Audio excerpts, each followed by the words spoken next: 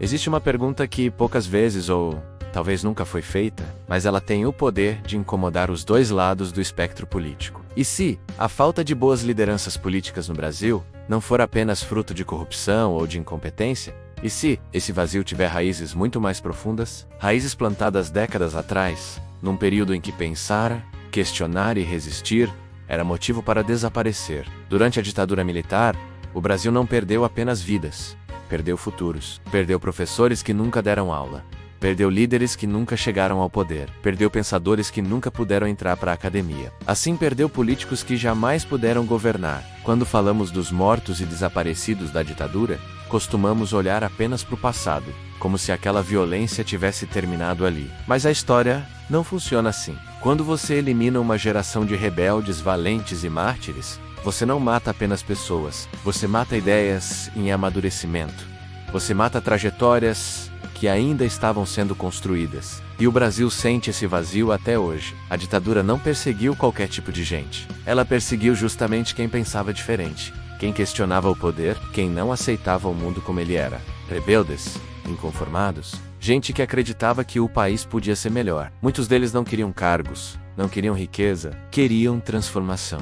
E por essa transformação, pagaram com a própria vida. Quando esses homens e mulheres foram presos, torturados, exilados ou assassinados, o Brasil perdeu algo que não pode ser reposto facilmente: uma elite moral em formação. Porque lideranças não nascem prontas, elas se formam com o tempo, com erros, acertos, embates e amadurecimento.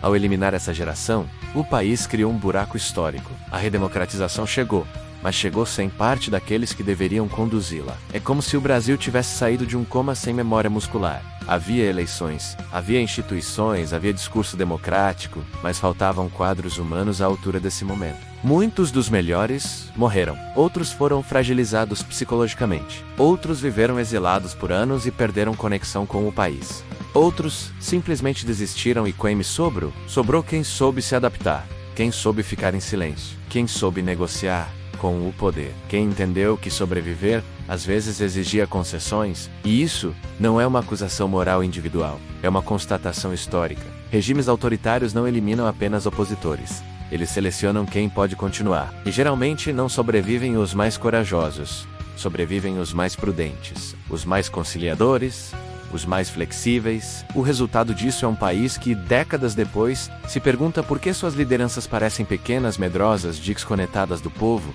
por que falta visão de longo prazo, por que falta coragem, por que falta compromisso real com transformação. Talvez porque aqueles que tinham isso foram silenciados antes de amadurecer. A ditadura não matou apenas o presente daquela época, ela sequestrou o futuro. Quando um país elimina seus rebeldes, ele perde a capacidade de se reinventar.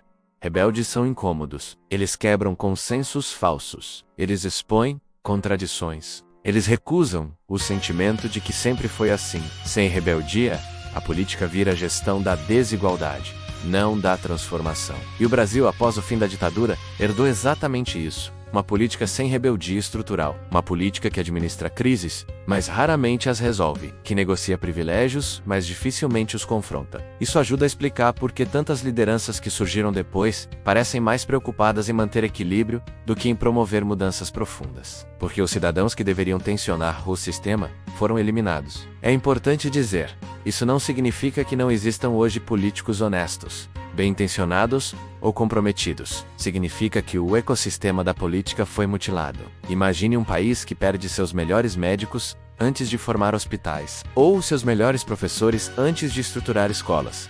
O dano não é só imediato, mas ele se prolonga pelo tempo. O Brasil vive esse atraso acumulado. E aqui entra um ponto delicado, mas necessário.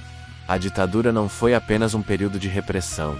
Foi um projeto de engenharia social. Ela ensinou o medo, naturalizou o silêncio, associou política a perigo, rebeldia, essa pedagogia do medo atravessou gerações. Pais ensinaram filhos a não se envolver, a não questionar, a não se meter em política. O resultado é um país onde política virou sinônimo de sujeira e não de transformação. Isso afasta justamente quem poderia renovar. Quem pensa, se afasta. Quem questiona, se cansa. Quem tem sensibilidade, desiste. E o espaço fica aberto para quem vê a política apenas como carreira, negócio ou palco. Esse vazio não surgiu do nada. ele foi construído. Quando olhamos para cima e perguntamos onde estão as grandes lideranças do Brasil, talvez a resposta mais honesta seja: algumas estão enterradas sem nome, ou jogadas em valas comuns, ou esquecidas na história oficial. Elas não chegaram ao poder porque foram impedidas de viver.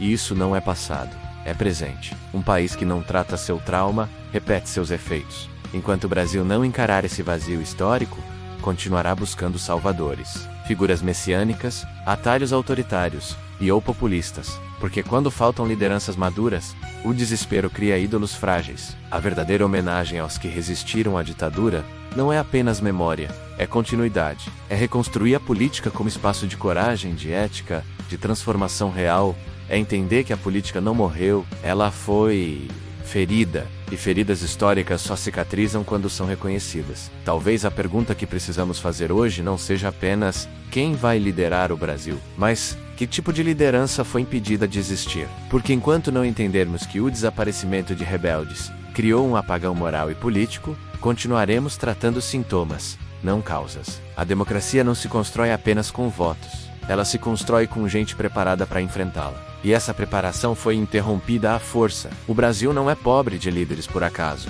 Ele foi empobrecido deles. E reconhecer isso não é revanchismo.